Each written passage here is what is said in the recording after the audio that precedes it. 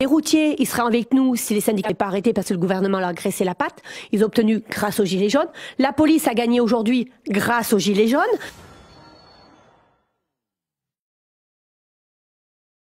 Si on n'a plus confiance aux syndicats, c'est qu'à l'heure actuelle, si on est dans la rue, c'est parce qu'ils n'ont pas fait leur boulot. Tout simplement. Parce que les choses ont monté en grade, n'est-ce pas? Parce que s'ils étaient un peu plus sortis dans la rue pour défendre le petit peuple dans les petits travails que nous avons avec le petit SMIG, on n'en serait pas là. On n'a plus confiance en eux, on veut plus en entendre parler, et c'est même pas la peine qu'ils essaient de reprendre le mouvement, c'est non d'office. Les syndicats, c'est des traîtres, ils sont payés par le gouvernement, les 3/4 du temps, donc on peut plus compter sur eux.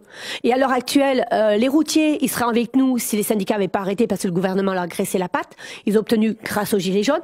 La police a gagné aujourd'hui grâce aux Gilets jaunes, d'accord? Donc nous, on fait peur, mais les syndicats, par contre, ils bougent pas pour nous. Ils maintiennent pas le mouvement pour nous aider. Donc je dis les syndicats, non.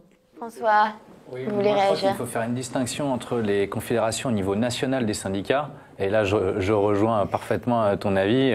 On ne peut avoir aucune confiance en eux. Et en revanche, les unions locales des syndicats et nous, dans la région rouennaise, on a très vite fait le constat que sur nos moyens d'action, en substance, on avait la possibilité soit de bloquer la consommation, c'est ce qui a été fait dans le début du mouvement, faire des barrages filtrants ou bloquants, faire des opérations péage gratuit, ou encore bloquer les zones commerciales.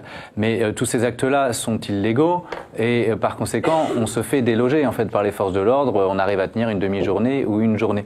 Et donc, on a tiré la conclusion qu'il fallait également essayer de bloquer la production parce que c'est le seul moyen légal aujourd'hui qui reste aux gens, c'est le droit de grève, tout simplement. Et pour pouvoir faire entrer les gens en grève, eh ben, on est bien obligé d'essayer de s'adosser sur les syndicats. Et nous, au niveau local, on a des syndicats, et notamment la CGT, qui compte des gens très mobilisés, très motivés, qui ont fait le constat comme nous, que nous portions des revendications très largement communes, je veux dire sur l'augmentation des salaires, des retraites, etc.